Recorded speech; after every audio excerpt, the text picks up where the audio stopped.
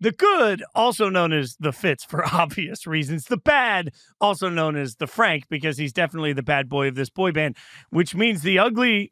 Sorry, Stone. All right, plus trade over reactions, sports day rankings. We've got all that and more. I'm Jason Fitz, and it is time for Zero Blitz. Welcome to Zero Blitz. I'm Jason Fitz, hanging out with Frank Schwab. It's Frank and Fitz on Zero Blitz. Stone caught a stray for no good reason. He's sitting here. I'm in L.A., so I thought because I was in the same room as him that I could get away with maybe, throwing a little shade at him, Frank. But I don't know. Like, Stone works really hard. Now I feel bad about it because I could see him out of the corner of my eye. I got a roll out of it. I don't know what's going on. Yeah, you did him wrong there. By the way, you are in L.A., for the same reason I was writing about non-NFL topics today. As you know, I write about betting a little bit. You're the host extraordinaire. So it's going to be hard to flip the switch from thinking about Samford and James Madison and College of Charleston back to the NFL. But we'll do our best here on the Monday after Selection Sunday. You mentioned Selection Sunday. I'm just going to peek behind the curtain here. We are going to do a bracket challenge of sorts with all of the different people that host all of the different shows across Yahoo, and we are going to mercilessly trash talk each other through the process. So I've spent the better part of the last 24 hours reaching out to some of the guys and girls that I don't even know yet, and this is the way we're going to meet. Can Zero Blitz create a greater community of friends amongst the Yahoo community? Or, Frank, are we going to alienate everybody when, frankly, we kick everybody's ass? Like, yeah, I don't care if you win or I win as long as one of us wins. What's your strategy for picking the bracket? Are you, I don't see you as like this animal would beat this animal, so I obviously have to take them kind of guy. Are you like analytics, like you spreadsheets? Because that's me. I'll be honest, I nerd out on it. What kind of bracket picker are you? Okay, so this is a very true story. Twice in Nashville, when I was a studio musician and a touring musician, twice, not doing this professionally, I won massive pools. Two-time champion in the NCAA bracket process. And which years, by the way? Which who were the champions this year? The years you won it? Do you remember? I don't remember. You should remember that. This is the kind of thing you should remember, Fitz. Go on. You would think. You would think. But here's the thing. Twice I've won, and both times it took me roughly a minute to fill out my bracket. There we go. Yeah. Then I get into this. And for years, I have covered college basketball at a pretty high level. I've covered the tournament, previously for the Four Letter Network over and over and over again. I got the year I was traveling with Game Day in all of these different college basketball arenas, I was in it. I was living it. I went back and I rewatched tape, and I was like, this is going to be I finished last in my group that year.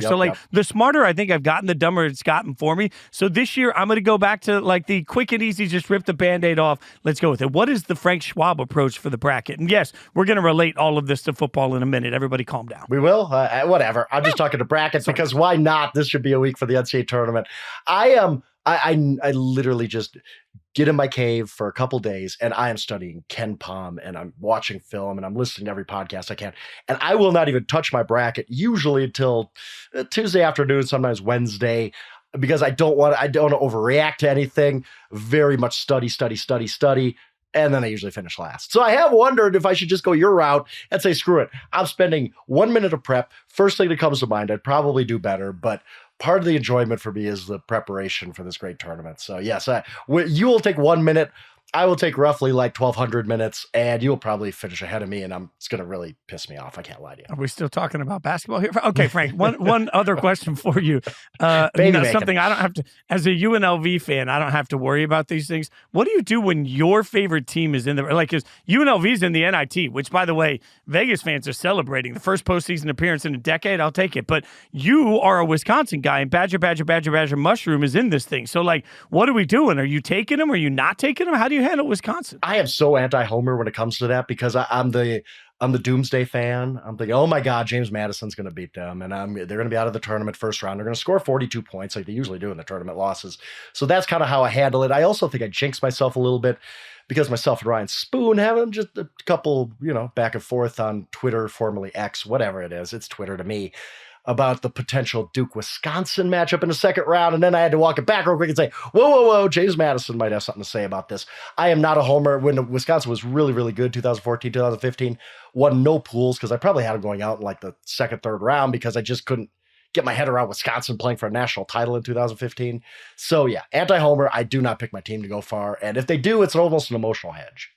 The most incredible way I've ever thought of to see if our amazing, wonderful, kind boss, Ryan Spoon, is watching this episode is just to frankly look straight at the camera and remind everybody, Duke sucks and nobody ever roots for them. All right, let's get to some football here. Let's see if I still have a podcast job next week. We'll get to some football here as there's been huge news over the course of the weekend. Now, over the course of this show, we're going to give you the good, the bad, the ugly. We're going to do a snake draft on best sports days on the sports calendar, have a little bit more March Madness fun. But let's start and get into some of the big news that we have over the course of the week, and that is the Steelers trading Kenny Pickett to Philadelphia, which was in and of itself sort of opened the door. And I think a lot of people started stacking the bricks of logic there to figure out that was going to lead to another move. It did lead to another move because the Steelers basically kick out Kenny Pickett and they bring in Justin Fields. So as you loop all of that together, what was your initial reaction, Frank?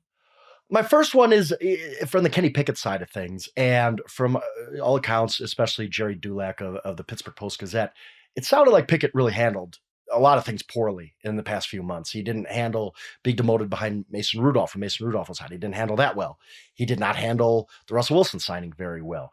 And so the Steelers, like, whatever. What are you entitled to? Get out of here. You haven't really done enough to act like this. They ship him off to Philly. And I think the irony of it, Kenny Pickett's best chance to kind of reestablish himself as a bona fide starting quarterback in the NFL was in Pittsburgh. Russell Wilson was just on a one-year deal. He's got $1.2 million. They owe nothing to him. There's all this talk, and we'll talk about this in a little bit when we get to the second move. All this talk about, Tomlin has promised him he's going to start and blah, blah, blah. That does not matter at all. They have, again, $1.2 million invested in him for 1 year. If Kenny Pickett would have outplayed him in August, Kenny Pickett would have started, and the Steelers would have been ecstatic about that. And Russell Wilson's feelings would have been hurt, but the Steelers would have said, whatever, Russ. You're gone next year anyway. What do we care? Our 2022 first-round pick is back in the saddle, and we're excited about that. Instead, Kenny Pickett kind of throws a fit, gets himself traded to Philly, where he has absolutely no chance to start over the next 2 years unless Jalen Hurts gets hurt. And then his rookie contract's over, and where does he go from there? I thought this was pretty much career suicide for Kenny Pickett. He's going to have that long road back to become a starter in the NFL, whereas he sticks around Pittsburgh. If he doesn't beat Russell Wilson out this season, Russ is on a one-year deal. You could be the team starter in 2025 if you have a good attitude about all this. I just think Kenny Pickett screwed this up pretty bad, and now he's kind of in this backup purgatory in Philly. And if all things go right for the Eagles the next couple of years, we won't see Kenny Pickett take a snap until 2026. Your breakdown on this is really smart because I feel like what it did is it took Kenny Pickett from the category he's been in, which is can he ascend to become a reasonable starter, and it put him into the new category he's going to be in, I think, for the rest of his career. And that's need a backup. Kenny Pickett's going to come in. Right. Like Kenny Pickett can play for another 10 years. Again, right? 100%. And the hope was supposed to be bigger than that. Now, it's never in my mind a player's fault that they're overdrafted. So it's not Kenny Pickett's fault that the Steelers took him in the first round. I thought it was a reach when they drafted him. Pretty on record with that. I've been on record through that the whole time.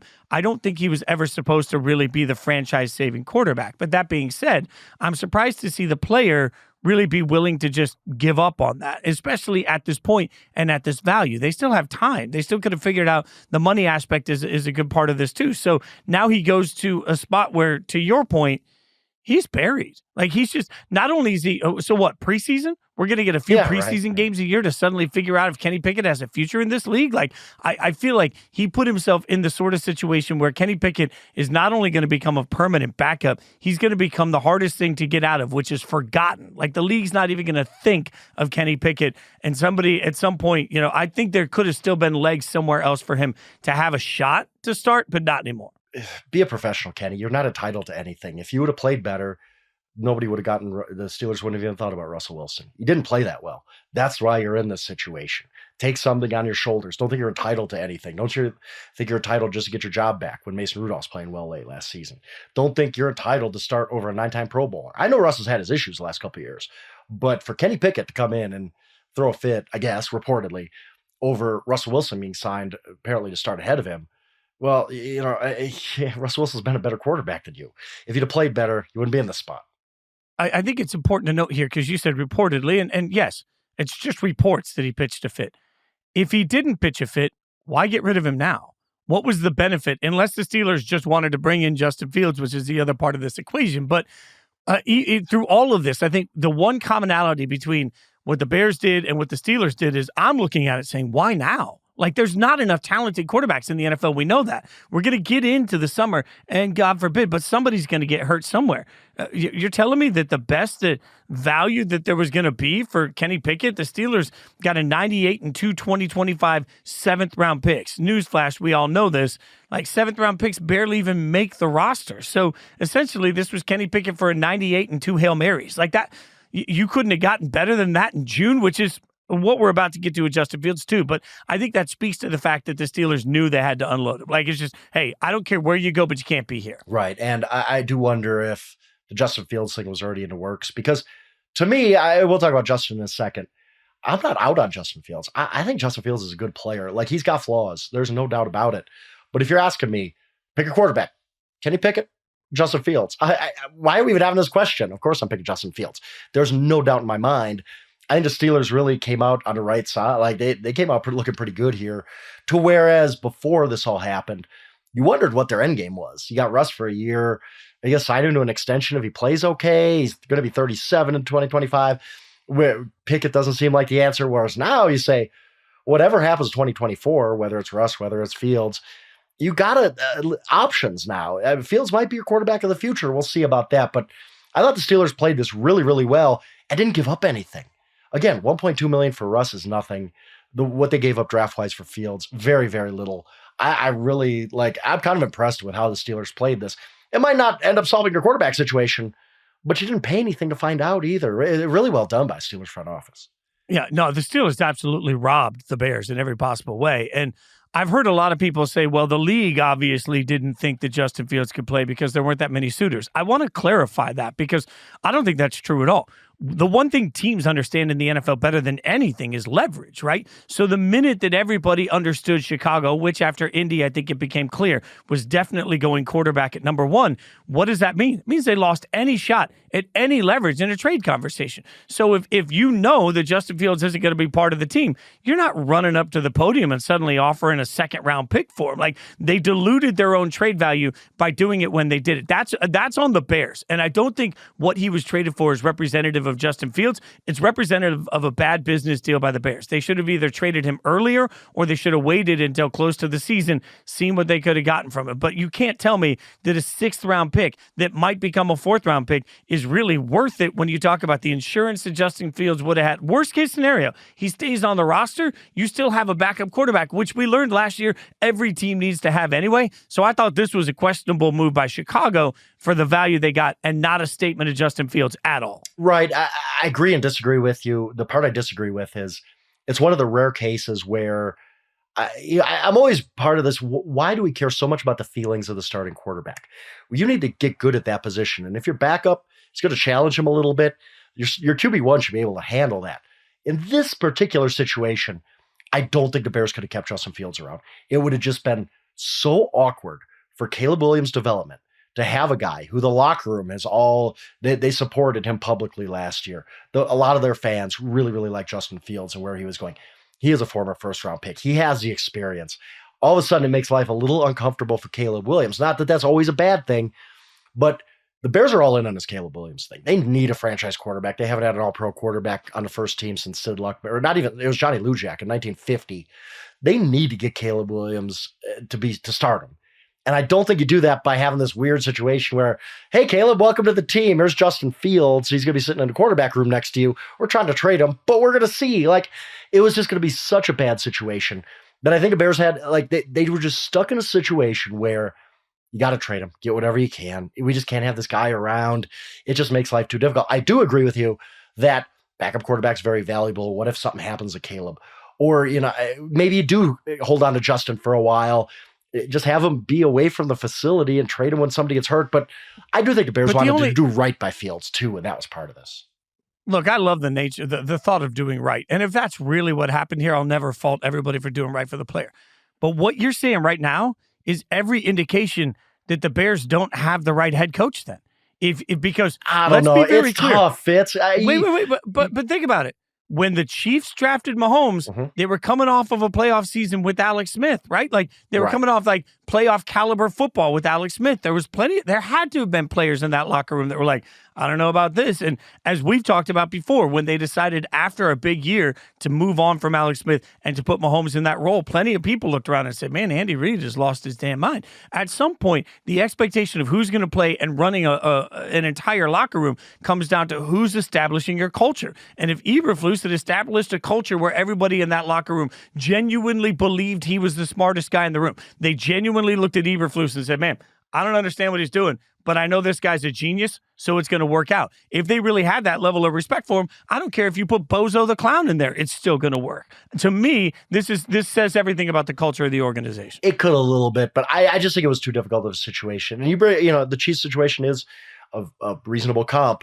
I think the difference between that and, Favre and Rodgers and Love and all those other ones is that an older quarterback who's on his way out, and this guy's going to take over at a certain point. You're talking about Justin Fields, 24, I believe he is, where it's still this question of what is he in the future. I just think it was going to be too awkward, and it really doesn't help Caleb Williams' development to have Justin Fields around. It just, and that I don't know if any coach really could have handled that well. I mean, maybe a Belichick, a Tomlin. I mean, some of these really, really top end coaches maybe could have handled that situation, but Chicago is a crazy football town. There's going to be stories every day about every time Caleb Williams struggled in a preseason game or even in a training camp practice or whatever. It's going to be like, well, what do? You got Justin Fields still. It is just, I didn't like that situation for the Bears at all. And I think they just had to do what they had to do, and they got what they could for Fields. And nobody's probably happy about that in Chicago, but you're rid of that problem, and now you can go forward to Caleb. Your age point is a solid one, and I hadn't really thought of that angle of it. Having two guys comparable in age there does get a little bit, I'll go back to when we were kids watching the Bears, back in the day, and it was, what was it? It was Jim Harbaugh. It was Jim McMahon at one point versus, was it Tom Zach or something? And they were like the same age. And there was just there was this constant like this guy. There's franchise. I'll give you that. If we were scoring the debate, I think you just beat me because the age concept has me rethinking the whole thing. We'll get to some of the winners and losers of this, by the way, and what makes any of these teams sort of stand out. We've got plenty more to say about the Bears and the Steelers as the show goes on. But a couple other things that happened this week in the news that I think are significant, not the least of which I can't believe it's taken us this long to shout out Aaron Donald, future Hall of Famer, obviously, as everyone always says, maybe the best to ever do it at his position, as we've heard ad nauseum. But I think this speaks to Aaron Donald has always marched to the beat of his own drum, right? Like he was always going to decide when he was done. He was always going to decide when it was time to walk away. And there's been a lot of smoke for the last few years about Aaron Donald and about McVay, both. And people have dismissed that because there hasn't been action to it. I think the fact that Aaron Donald stepped away kind of unexpectedly right now speaks to the fact that all that smoke we've been hearing about for years has some real fire behind it. Like this becomes a strange chapter for the Rams because they got to figure out how to replace a legend. Yeah, and I never fault guys who step away early when you have your health, when you feel pretty good about things still at the top of your game. But what did Aaron Donald have left to prove? I mean, he's got a ring. He's first ballot Hall of Famer. He's one of the few guys you could just waive the waiving period for. Like, why? Like, you don't need to wait 5 years to know Aaron Donald's going to go into the Hall of Fame. He takes his place among the greatest defensive players of all time. He has enough money. Like, I think that Aaron, like Patrick Willis, who just went in the Hall of Fame, and other guys like that, just say, you know what? I've had a great run of NFL football. I've seen guys who hang around too long, whether it's their play falls off a cliff or they just are not healthy at age 50, 60. I'm getting out while I can. Thanks for the memories, NFL. I'm on to the next chapter. I tip my cap to Aaron Donald. What a player. What an unbelievable player. I mean, there's just nobody like him in NFL history. Like, I mean, there's just a guy on the interior of the line to play like that, to fight through double and triple teams all the time. Just unbelievable. Just a guy who fell into draft a little bit because he was quote unquote undersized and just became an absolute force and transformed the Rams' entire franchise and helped them win a Super Bowl. Hats off. Great career. Can you even imagine in 5 years the Hall of Fame speeches? Because we'll have Jason Kelce likely, I would think, and we'll have Aaron Donald in the same. Like, I just feel like there's going to be costumes, there's going to be a lot of tears, and there's just going to be funny stories. Like I'm not one that usually flocks to watch the Hall of Fame speeches. I feel like Kelce and Aaron Donald in the same class presuming Kelsey, I mean, I think Aaron Donald, a given. I'm not smart enough to know if Kelsey's a given on first ballot, but if that happens, I need that to happen at this point, Frank. So it feels like, but again, for the Rams, now you're replacing something that you better have a real indication of how you're, like, you can't replace Aaron Donald, but it's a hole, and you got to figure it out. You know, we thought the Rams were going to be behind the 8 ball last year. They turned out to overdevelop and really kick ass with their wide receiver group, with the offense particularly. But you lose one of the things that you don't have to think about. Now, all of a sudden, you have to think about interior defensive line, and that's a much different position to be in. So it impacts their offseason strategy. It impacts their entire defense in a myriad of ways. So I think there's real ripple effect to the Rams and what we expect next year. Oh, man. I mean, just like the Rams were in a good spot. You had a really surprising playoff season. You come into this offseason with your first-round pick for the first time in seemingly forever. You have a lot of cap room. And then one of the most irreplaceable players in NFL history steps aside. Like, what do you do? Like, it just stinks for them. And, you know, you talk about ripple effect on that defense. You know, when we're talking about Aaron Donald getting double, triple teamed every play, well, they're not doubling and tripling teaming his replacement. Like, I don't care who goes in there, unless you bring back like 1999 Warren Sapp or something like that. Like, it's just the next guy is just not going to get double, triple teamed. That affects the entire defense. He's just one of those guys. Now, I wrote about that day he retired. Thought about it for a long time. Is Aaron Donald the greatest defensive player ever? I'm interested to see what you have to say about that. Is Aaron Donald the greatest defensive player you've ever seen? Let me start by saying this very loudly and clearly. LeBron versus MJ is the grown-up equivalent of my dad can beat up your dad, because we can never prove it. Right. Nobody ever knows, and nobody ever actually fights. But I do think age becomes part of the bias in this, because when I think greatest defensive lineman I've ever seen in my life, it's hard not to think of Reggie White and the way that Reggie White looked. It's hard not to think of Lawrence Taylor and the way that Lawrence Taylor looked. So I would argue that Aaron Donald, the greatest interior defensive lineman I've ever seen, sure, I'll give you that hands down.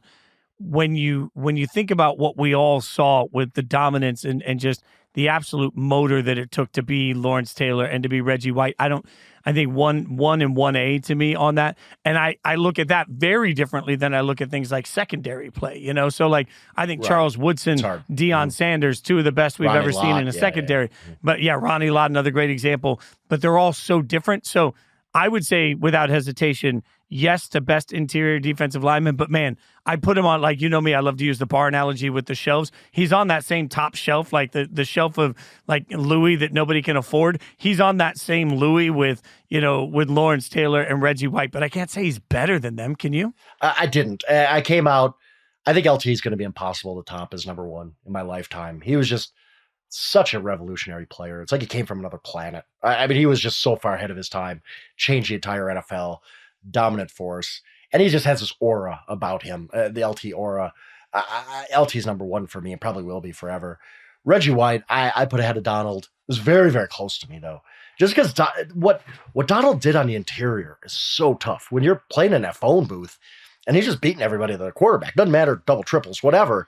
He's just beating everybody. But I always like to say about Reggie White, he was the greatest run-stopping defensive lineman I've seen who just happened to have 198 sacks. Like, that's how great he was. Like, I watched him when the Packers played the Lions in a wild card game in, I believe, 1994 season.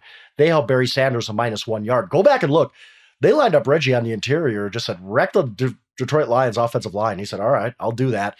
And he just torched them. It was one of the most impressive performances I've ever seen. Reggie, to me, is number 2. Donald is 3, but you could make an argument. If you want to make an argument for him as number 1, I will listen. He was that great, especially on the interior. But we're talking about, I think those are the top 3. It just, J.J. Watt was making a run for a while, and Ray Lewis was great, sure. Butkus, and all the guys you mentioned too. Joe Green, I think the world would mean Joe Green. But I think those are your top 3. In whatever order you want to give them to me, I'll listen. But I think we both have the same order of LT, Reggie, and then Aaron Donald. There are some guys that you don't just remember for what they did on the field, you remember for the way they impacted the entire strategy of the NFL also. One thing I would say about, for example, Reggie White, we all know, like, there wouldn't be free agency if it wasn't for Reggie White. Like, that's something that will always be part of his legacy, and it changed the league forever.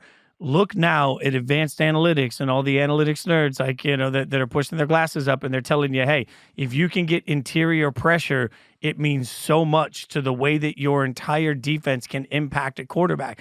They figured out if you could we all know that, hey, if you can muck up their feet, it makes a difference. But Aaron Donald was really the case study on, hey, if you get right up the gut at somebody, you can the best quarterbacks in the world become far less than the best quarterbacks in the world when Aaron Donald is going straight up the gut at him. So I think part of his legacy has to be the conversation that he changed the way teams plan to attack defensively, and he changed what offenses have to account for. Absolutely, positively. I mean, me and you growing up, and even 10 years ago, maybe even less, guards were just an afterthought, right? Like, it's like, you got a good guard, great, who cares? It's not that big of a deal. Now, these guards making 15, 20 million. Robert Hunter's got a 5-year, $100 million deal, $20 million a year. They owe like 10% of that to Aaron Donald, because teams looked and said, oh, right, if you have an interior guy, it could disrupt the game. Nobody's got Aaron Donald, but Aaron Donald light, you can't function as an offense. We need guards. We need $15, $20 million guards to go and play to Joe Thuney's of the world and all them. That's the Aaron Donald effect. Guards have become more valuable because Aaron Donald was that good. Think about how great you have to be as an NFL player to change the way every team thinks about the game and roster building and all that kind of stuff. That's part of Aaron Donald's legacy as well. Yeah, a lot of people owe him a commission check. All right, a couple other things that happened in free agency, by the way. Tyron Smith gets a 1-year deal. They told you $20 million, $6.5 million of it's guaranteed.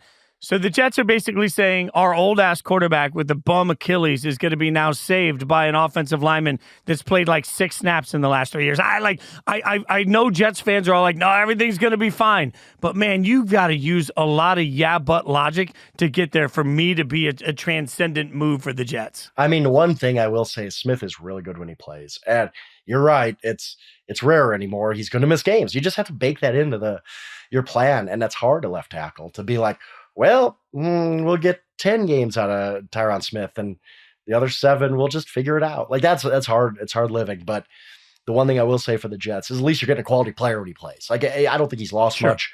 When he's on the field, he's really good. His Pro Football Focus grade's still among top 5, I believe, at tackle. He's probably another future Hall of Famer and a great player. The entire question is how many games you get out of him. If you get 6 games out of him, which he's done a couple times these past few years, it ain't worth it. If you get 13, he played 13 last year. I think the Jets would sign up for that in a heartbeat. Say, 13 games, yeah, we'll take that. But they had to do something, that line. They couldn't put that line in front of Aaron Rodgers again, especially with him hobbling around on, a fixed Achilles. All I hope is that the Jets turn around and say, hey, Smith is out, so we're just sitting Aaron today. We're just not, if he's out, we're just not playing either of them. I would love that, wave the white flag. But the opposite of that when it comes to durability has been Derrick Henry. I think one of my favorite moves in all of free agency is Derrick Henry landing with the Baltimore Ravens, because he gives the Baltimore Ravens an absolute workhorse in a backfield that has been, for whatever reason, just absolute. I don't know what sort of deal with the devil they made, but the injury issue has been such a huge part of the backfield of Baltimore. You get somebody in there in Derrick Henry that is absolutely still in the best shape of his life, still able to run at a high level. I would tell anybody that looks at his numbers last year, go look at that offensive line for the Titans. It was a disaster. Frank and I probably could have played on that offensive lineman. It was barely even professional. So going to an offensive lineman for the Ravens, or an offensive line for the Ravens, is going to be very good.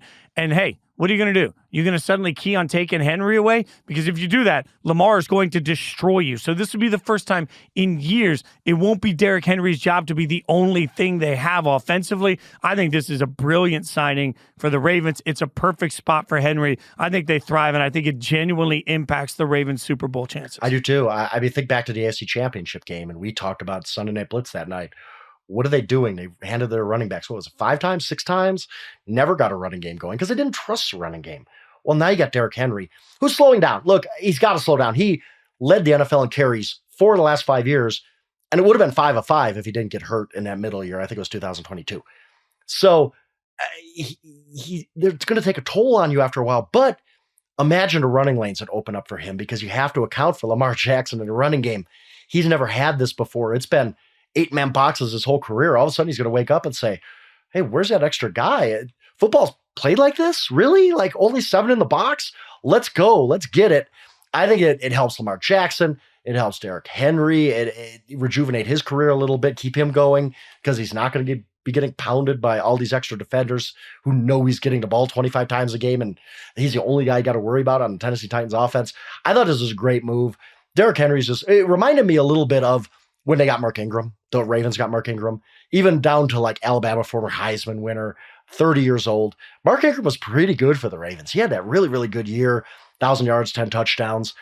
And Mark Ingram's not as great career, not as good as Derrick Henry. Derrick Henry is one of the best we've seen in a long time. So I think he can be even better than that, 12, 1,300 yards, even if he's not vintage Derrick Henry. The situation is so much better than he's had in years and years. I think Derrick and the Ravens is just an unbelievable fit. All right, so we're agreeing on a lot. But when we come back, we don't agree on as much. We got to go through some good, some bad, some ugly, and we've got a snake draft coming you do not want to miss. That's coming up next. We are back, and we are rating things. It's good, it's bad, it's ugly. Frank wrote about this on Yahoo, by the way. Check out Frank's great writing. Like, I almost take it for granted that we get to hang out every week and just talk ball, but he's also a badass writer. So make sure you're checking out all of the great work he's doing on Yahoo Sports. And you wrote a little bit about free agency, good, bad, and ugly. I thought we could pick one thing from each category, one team from each category that we'll identify as good, bad, or ugly. So, Frank, let's go with you first. Give us something good from the when I say good free agency, you say the Chicago Bears. I really think that they finished last season strong, and we forgot that because they lost Week 18 against the Packers. If they would have beat the Packers like the Lions did the year before that at Lambeau in the season finale, we would have been talking about, wow, the Bears were the hot team at the end of the season. They didn't win that game, but they still finished last season pretty strong, and they came into the season with a bunch of options in draft capital and free agency. You signed DeAndre Swift, maybe overpaid a little bit, but whatever. He at least gives you an upgrade at running back.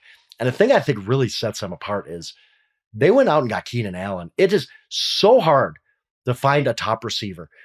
Darnell Mooney got $13 million a year. Okay? Like, it's hard to find a receiver who's any good. Darnell Mooney, 907 yards the past 2 years combined, got $13 million a year. There's just no receivers out there. In back-to-back years, the Bears somehow managed to land DJ Moore, legitimate number one, and Keenan Allen, who, listen up, has twice as many yards as any Bears receiver in history. Go look it up. It's true. He has over 10,000 yards. The Bears' leading receiver of all time has a little over 5,000. The Bears have never had receivers like this. I give a lot of credit to Ryan Poles, their GM, for pulling this off where you can get a receiver room with DJ Moore, Keenan Allen. That helps Caleb Williams so much in his development, assuming it's Caleb Williams, not Drake May or anything like that, right? You handled the Justin Fields situation. We've discussed that. They could have got more, maybe, whatever, but it's done. You're moving on to Caleb Williams. You get Kevin Byard, who I think is a heck of a safety. I just think the Bears have really improved. I think that this is a team that, look, the Lions are awesome, and they've done well in free agency too. They were in my good category. But the NFC North is no joke, man. I mean, you had the Packers in that too. This is a really, really good division, and the Bears are part of that. I haven't made my picks yet, obviously. It's only March, but I think I'll probably be picking the Bears to make the playoffs this year. This is a really good team that's really doing things the right way in their build process. What I love about the Bears' strategy is that they've truly been patient in controlling the controllables. And I think this is really important coming into this year's draft because every franchise that wants a quarterback is saying, well, we got to go get one. We got to go get one. What did the Bears do?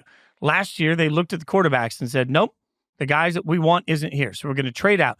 And we're going to use our equity, and we're going to use the draft picks we have. We're going to use the money, and we're going to fix the infrastructure of what this team looks like. And now to that point, yeah, they're picking first overall again because of the Panthers, right? And they're sitting in this situation where they're bringing Caleb Williams in what I think is going to be one of the better weapon groups we've seen for a rookie quarterback. I mean, not only just with the receivers, but also Cole Kmet's a top 10 tight end. Like, the options that are going to, it's a better offensive line than it was. They got really good offensive weapons. They've got a really strong defense. Like, the Bears feel like they've taken a very measured, calculated approach. And as much as we keep yelling about Justin Fields, I would say to everybody, like, that's done. So just take that over on the side. And remember, Justin Fields wasn't the first overall pick. He was picked in the upper third of the first round of the draft, right? Like, so just calm down about that, right? Like, throw that away and say, now what? And if you look at the so what, now what for the Bears, I think you're right. I think the Bears have been absolutely superstars through free agency. Now, I'm going to give you my good team. Are you sitting down? Are you ready for this, Frank? Like, because I've been firing off some takes today. I'm just going to tell you right now. When I think good teams in free agency, I think the Dallas Cowboys. Hear me out. Oh my goodness! I know what are we doing here? What? Look, Fitz, look. What are we doing here?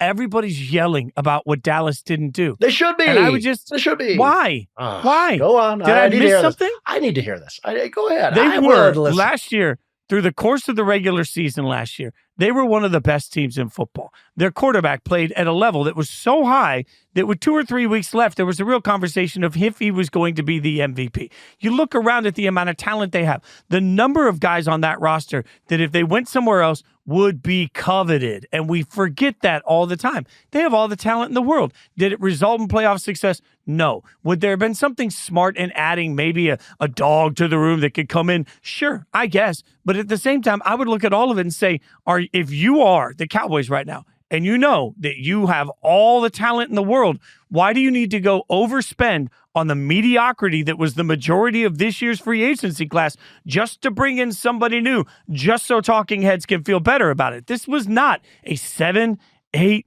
9-win team last year that struggled to make the playoffs. This was one of the most dominant teams in football, and they had a bad day in the first round of the playoffs. And I know because they're the Cowboys, we don't allow that. But I'm not going to let one, if I'm smart, if I'm a good owner, if I'm a good GM, I'm not going to let one bad game in the playoffs outweigh an entire season of excellence. And last time I checked, the Cowboys were excellent if you look at the entire season as a whole. I can't lie. That's pretty good. That was better than I thought it would be. Let's put it that way. I do agree with a lot of your points. And this has happened each of the last couple off seasons where because it's the Cowboys, everybody overreacts. The sky's falling. Like, oh my God, and then because me and you like to dabble, the win total comes out at like 9.5. And I'm like, did you not see them play last year? This was one of the best NFL teams there is. And you go over and you cash that ticket and you feel pretty good about yourself. For that, I could see myself doing that again because you're right. The sky is not falling. This is all about one thing. It's about Jerry Jones getting in front of a microphone at the end of January and saying, we're all in. That's it. Like if he never said that, which he never should have said that. It was crazy. Jerry says crazy things. I love him for it because he makes my job as a writer easier. But Jerry had no business saying, we're all in. We're not caring about future years. It's all about right now. When that was never realistic for them. It got their hopes up of Cowboys fans when they got to worry about the future. CeeDee Lamb has got to get his extension soon. Micah Parsons got to get an extension soon. They couldn't go out and spend a ton of money on the Derrick Henrys of the world or Saquon Barkley or whoever you want. Now, I will say this. The one thing that bothers me about the Cowboys offseason is not necessarily that they didn't add anybody because, get it. You don't want to get reckless with these extensions coming up. It's the losses they've had. They have had some key losses. Lost a couple of really good linemen. Lost Dorrance Armstrong off their defensive line. Lost Tony Pollard. Say what you will about Tony Pollard, but who's replacing him? They got nobody at running back right now. So they've had some losses. Those bother me. We'll see what the rest of their offseason brings. We're only a week into this thing. But I get what you're saying in that this is a really good team. Don't screw this up necessarily. Don't overreact. Don't go out and spend $8 billion on Christian Wilkins and then lose Micah Parsons in free agency in a year. This, I at least understand where you're coming from. My thought, okay, so if we really boil it down, if you put truth serum in everybody's veins, this was kind of a meh free agency class, right? For the most part, these were meh names. So if we buy, mostly because I'm a Raiders fan, that Christian Wilkins was the best free agent available on the board, all right? Was that really, what's the war that Christian Wilkins adds? The wins above replacement for the Cowboys. Does he make them 1-2 games better?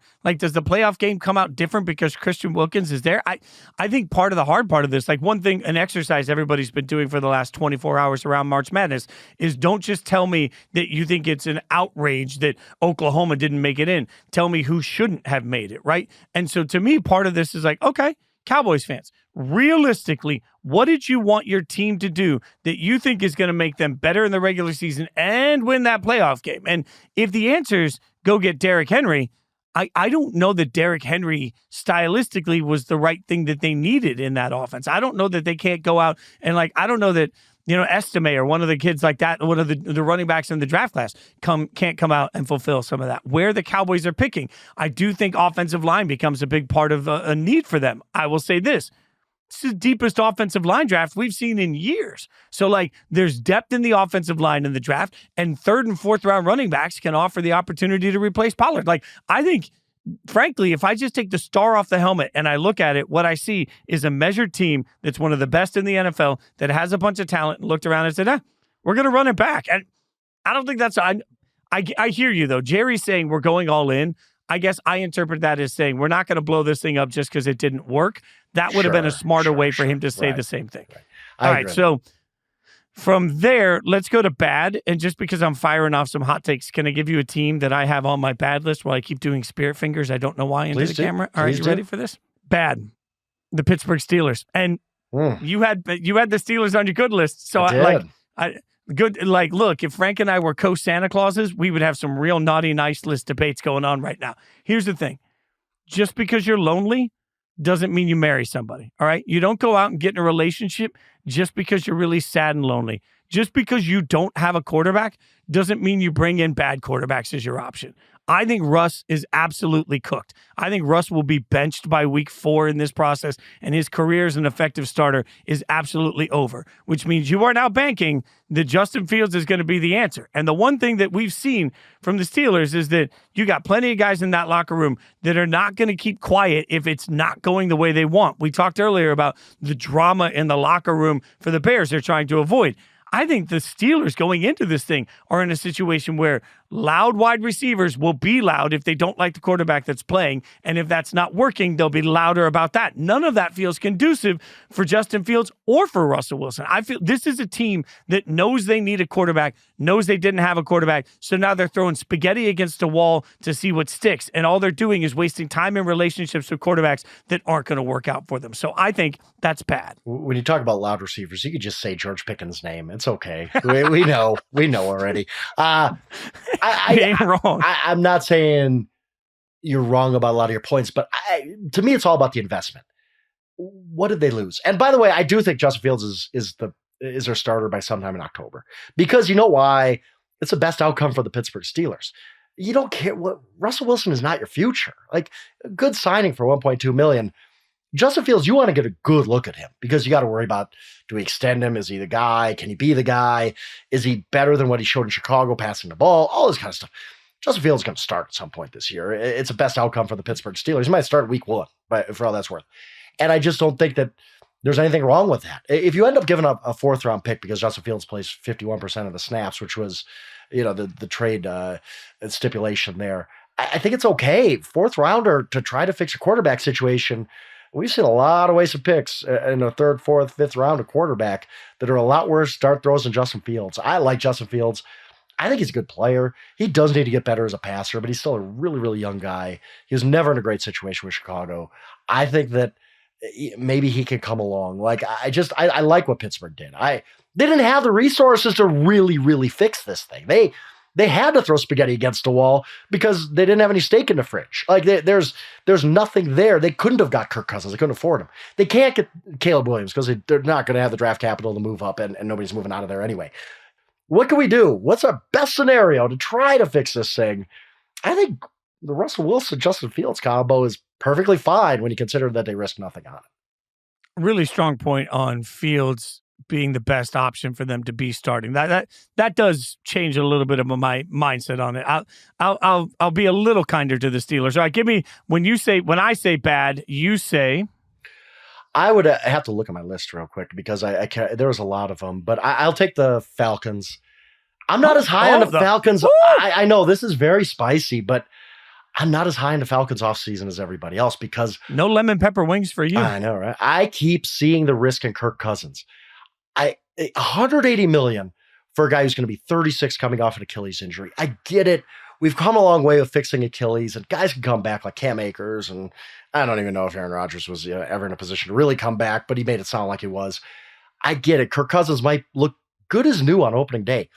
Even if he was healthy, he's still 36 years old. This thing ain't lasting forever. Falcons did what they had to do to get a quarterback, and I get that, but I just don't know that we're really baking in the risk here that contract is just going to look Russell Wilson-esque in a year. We're just going to be like, wow, that really wasn't a good investment. And on top of that, paying Darnell Mooney $13 million, and I've heard people make the argument that, he gets with Kirk Cousins as a deep threat. It's going to turn things around. He's actually a better player in his stats. I guess at some point, if you're that good, you put up more than 900 yards in 2 years combined. Like, I don't care who's throwing you the ball. I thought that was a massive overpay for Darnell Mooney. They still don't have a pass rusher. I get the draft's coming up. You can fix that situation there. But I don't love the Falcons offseason as much as everybody else. I think they're going to win the NFC South because the NFC South stinks.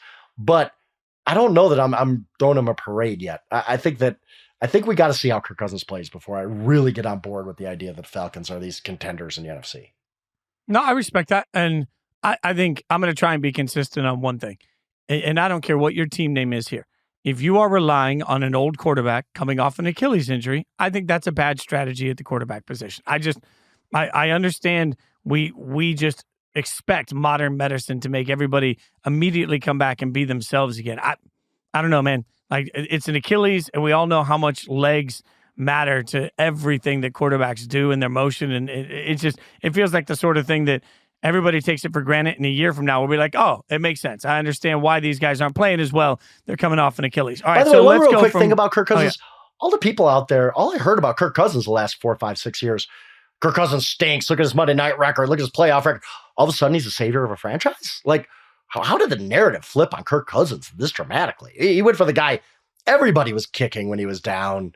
And I don't even think that was fair. I think Kirk Cousins is a good quarterback. To all of a sudden, like, the Falcons are great because they got Kirk Cousins. I think there's a lot of people, if we went through the history of your X/Twitter feed, you'd be a lot of people banging on Kirk Cousins for how bad he was on Monday nights and in the playoffs, who are all of a sudden over the moon over the Atlanta Falcons signing him. Like, I don't know how you reconcile all that. That is a perfect segue to ugly, because I'm going to start with the Vikings here. Ugly because they lost Kirk.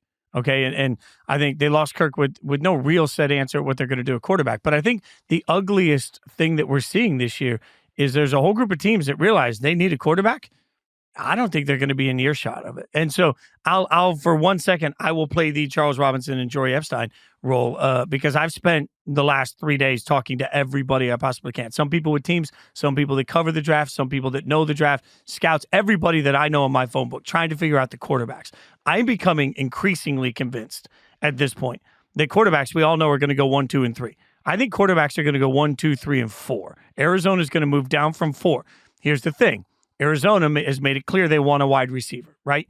That means Arizona is not going to move any further down than 7 or 8. And I talked to a couple of people yesterday that told me they wouldn't be surprised to see 5 quarterbacks go in the top 10. That's not a misspeak. 5. Bo Nix is getting so much love at this point that you're going to hear this.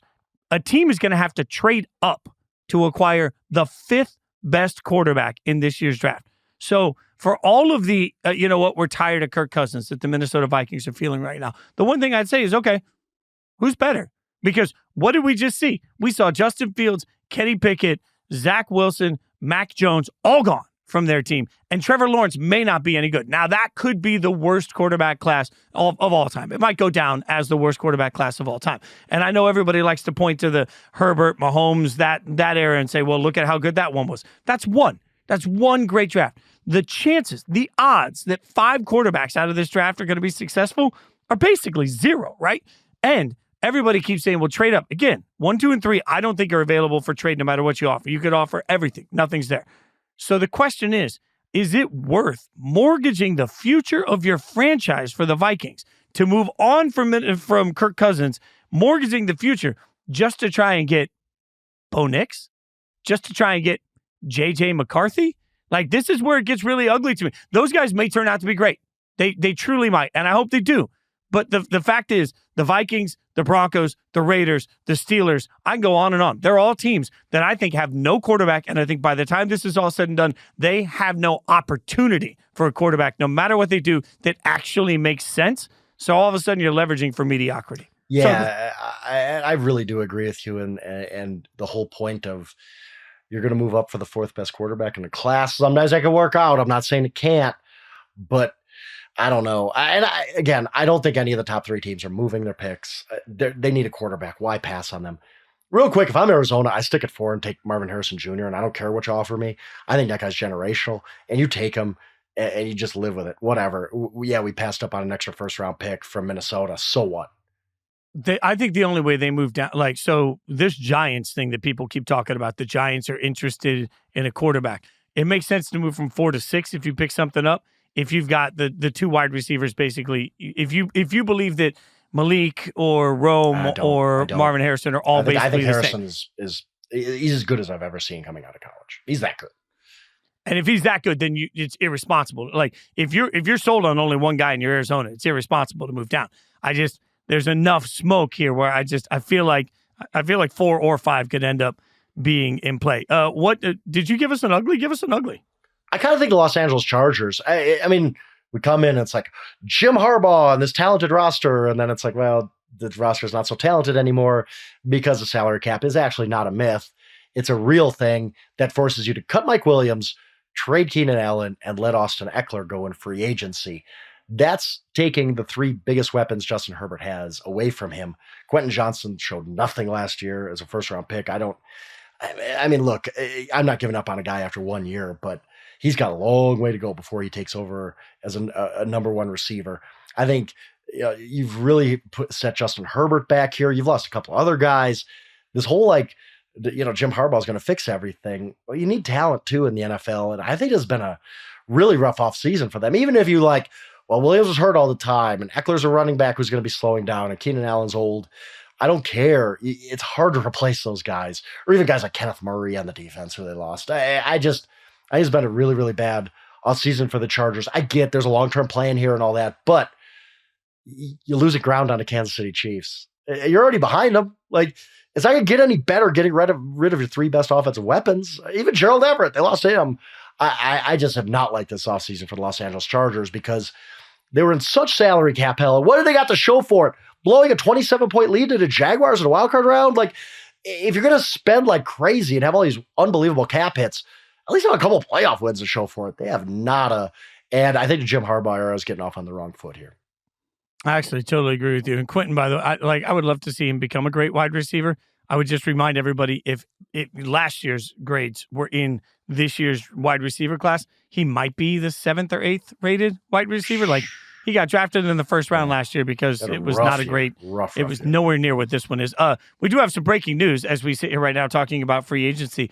The New Orleans Saints have reminded everybody they're still in the NFL by the transaction for the Saints. They've signed Chase Young. So Chase Young has now gone to New Orleans. He took his time making this decision. I think he understood that he was not going to be a day one break the bank signing compared. So it feels like that made sense. We don't have the years or money at this point, but Chase Young, the fact that he wasn't signed in the first hour told you that he was going to be sort of at a slightly different level, right? So the market settles down. He goes to New Orleans. Frankly, the Saints are one of those mired in mediocrity teams. This is a nice move. I think Chase can play, but I don't know that it moves the needle in a way that I changed the way I think about the Saints. Yeah, I wrote about Chase Young Super Bowl week. It was actually fun talking to him and his perspective on his career and all that, because he's had a crazy career. I remember when he was at Ohio State, we talked about me being a Wisconsin alum. I remember Ohio State playing Wisconsin, who always has great offensive linemen, right? That's what the Badgers do. And just sitting there watching that game and being like, Wisconsin cannot block this guy. He's literally unblockable. Chase Young is in their backfield every single play. He was one of the best defensive ends I've ever seen in college, right on that Myles Garrett tier, those type of guys. Comes into the NFL, has a great rookie season, and then just falls off the map because of injuries and just had a tough time coming back from the ACL. He was already off to a slow start his second year when he did tear the ACL. It was good to see him get hot at the end of the season, have a good Super Bowl.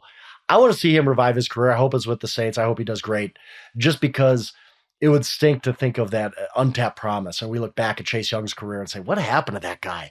He was so good out of Ohio State. He was so good as a rookie, winning Defensive Rookie of the Year. Never did anything after that. I hope for the best for Chase Young. And I think it's a great signing by the Saints to say, your prime age, we know what your top end looks like. If we get that Chase Young, who we did see in the Super Bowl, he was a difference maker in the Super Bowl. I think that's worth it for the Saints. A good gamble by them, and hopefully Young gets his career back going. I'll never forget standing on the sidelines, Ohio State versus Nebraska. Chase Young walked by. was standing next to a bunch of people that played in the NFL, a bunch of successful NFL players, and me at 5'9". And I remember one of the big boys I was standing next to looked over and said, "My God, he's huge." And I'm like, if Chase Young towers over former NFL players, that man is a physical specimen. All right, we got to get our snake draft in. And in honor of March Madness, because Frank and I are both, again, you can check out some of our work there. We'll be hanging around doing some March Madness fun. And we've got a bracket with all the different Yahoo personalities that we'll be getting out there too. A lot of trash talking going on. We're going to snake draft the best sports days of the year. Now, Frank, there's going to be some rules to this. It is truly sports days, not sports events. So you can't just take all of March Madness, you thief. All right. I just want to establish some things here because I don't want you just coming in willy-nilly. I got first pick last week. It feels fair. Not only did I get first pick, but I murdered you last week. It feels like it's fair for you to get first pick this week. So, my friend, you are on the clock first, and you get to pick first on the best sports days of the year. Not because we're in it, but I would pick this in June. I'd pick this in September. I'd pick it in December. I'm going to go with a tie. I will break the rules right away. That's just what I do. The first 2 days of the NCAA tournament are the absolute best of the sporting year. 32 games, single elimination. The tournament always delivers, whether it's Furman over Virginia last year or whatever you get. Give me that when we get the field down from 64 to 32 over those 2 days. If I got to pick one, pick Thursday, I guess, is the first day. Whatever day Wisconsin plays in those 2 days would be my favorite day. No, I'll give you first weekend. I think first weekend is fair. First weekend is fair. If you've ever done March Madness in Las Vegas, you know how fun that is. If you haven't done it, you've seen it show up on bucket lists, and those bucket lists are very accurate. Go do March Madness in Vegas. I've done it for decades. It is absolutely unbelievable because of everything going on. Everybody's rooting for their schools. Everybody just comes out of the woodwork. Who hasn't watched college basketball season, but filled out a bracket. Now you're totally into this thing. When you get down from 64 to 16, the first weekend of the NCAA tournament is just unbelievable. I love it. It's unbeatable. And that's why when college sports in their just never-ending greed over trying to get every single dollar they can and ruining the sports over it, when they screw up the NCAA tournament, I will be inconsolable because this is the perfect event, and the first weekend is as good as it gets. It is absolute perfection on the sports calendar. All right, so I don't disagree with you, by the way, and you're right. The Vegas experience is incredible. Shameless plug, I'll be hanging out here with Kristen Peak and Danny Green. We'll be doing all sorts of content from L.A. for you for the first weekend of the NCAA tournament. Actually, throughout the whole tournament, we've got great content out in the app, out on yahoosports.com. Look at that plug. Okay, so that puts me up on the clock, and obviously you've taken the most dynamic, oh my God moment. I'm not going to be an idiot here. I'm just going to run to the podium and take the Super Bowl. Right? Yeah, there's a reason it's the Super Bowl. There's a reason that America gravitates to it. I don't even think I need to say more on that. Here's the thing. I, my friend, for once, am going to have a little integrity here because I could play the game. I could play the game. For once, you're going to have integrity. The other, it takes a lot. Never before. Yeah, it takes a lot because we each only get 3 things. And here's where I know that there's an event that you don't care about as much. And I could try and play the game, gamesmanship, and leave it there, but I can't do it because my single favorite sporting event of the entire year, of the entire calendar, of anything that ever happens, without question, is the NFL draft. The NFL draft for me is it is a drug of positivity because it is the one time that every fan base thinks they have a shot. They have a shot at being great. They have a shot at being special. They have a shot at changing their fortune. Like, you go into the hype of the draft, and there's a reason why I have been passionate about covering it every year of my professional career, because the drug of the draft, of joy that comes, and then because it is such a joyful moment, and because nothing's really right or wrong in that moment, nothing can be proven right or wrong. The angst when the pick isn't what somebody thinks it should be is it's at a different level, man. So even though I know for a fact you weren't going to take the draft with any of your upcoming picks, I couldn't take the chance, and I couldn't be a fraud. I couldn't be a fraud to myself. So I take the Super Bowl with the second pick, and then I take the NFL draft with the third pick, thus leaving you to go next with the 4th and 5th picks in our snake. Yeah, just not a draft guy. I get it, though. I have friends who like the NFL draft more than NFL. It blows my mind, but I get it. I cover it enthusiastically. I'll say that. It always does have some drama. I'll say this about the Super Bowl, and it kind of ties into my next pick. The Super Bowl is great, obviously. It is unbelievable when your team's playing in it. And I'm sure you remember, it's been a while, I'm sorry to say, but yeah, like when the Raiders played the Bucs, it was probably one of the greatest days of your life, right? Like, you wake up that morning and it's just like, oh my God, it's Super Bowl Sunday, and my team is in the Super Bowl. It's a feeling that's really, truly unmatched. I give that to you. But my pick is week 1 of the NFL season. That's Sunday. It is unbelievable to me, and here's why. I'd pick this over the Super Bowl, Fitz. This is my number 1 NFL day on the calendar because we have all 32 teams in action. All of our fantasy teams are undefeated. All of our future bets are going to win big, right? We get to see everything unfold that we don't know what it looks like. We don't know how Saquon Barkley is going to look like with the Eagles, or Derrick Henry with the Ravens, or Kirk Cousins with Atlanta. There's all these surprises week 1 of the NFL season. Sunday, we have 14 games, 13 if there's that Monday night doubleheader. I absolutely love it because there's so much optimism. We have all the teams in play. Week 1 of the season, that Sunday. Do you disagree with me at all? This is great, right? Like this is a legitimate. No, yeah, you're right. That's a spectacular weekend. Like that weekend hits different. Your whole soul feels different that weekend. Yes, it's been so long since we've had football in our lives. I just love it. It's big time for me. For my third pick, gonna go off the football train here for a second. Look, I still love baseball in spite of all of its flaws. I really do.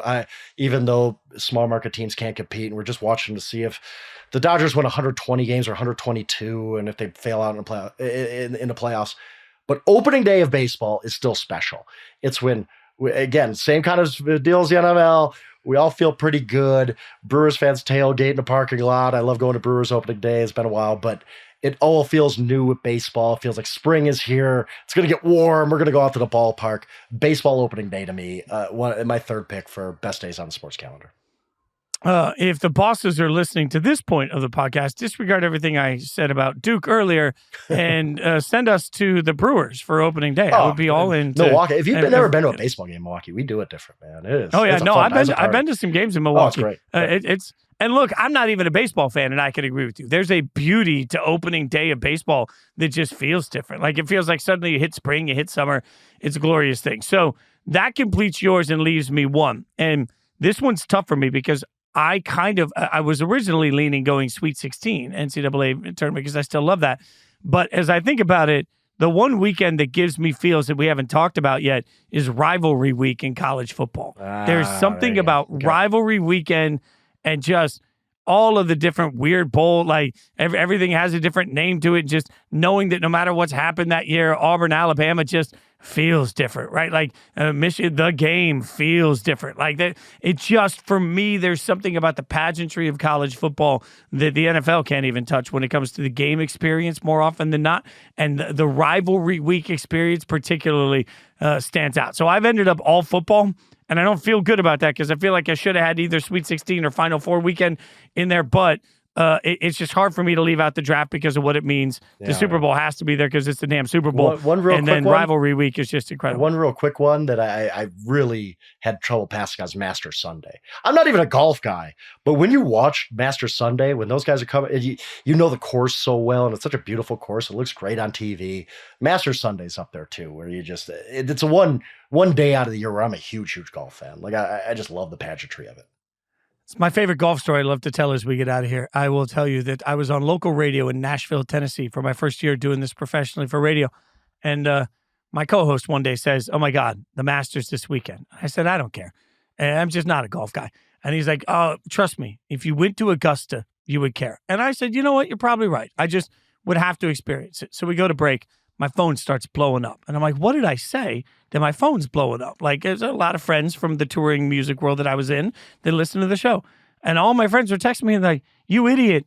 We were there twice. I played 2 events at Augusta on the 18th hole." And it turns out I was offered the chance to play golf there because we were playing. The band was playing. They're like, "Do you want to play?" And I'm like, "Oh God, I'm not a golfer." So I went to one of our crew guys that loves golf. I'm like, "Hey man, we got foursomes going. I'm not going. You can take my spot." And he's like, "I'll never forget.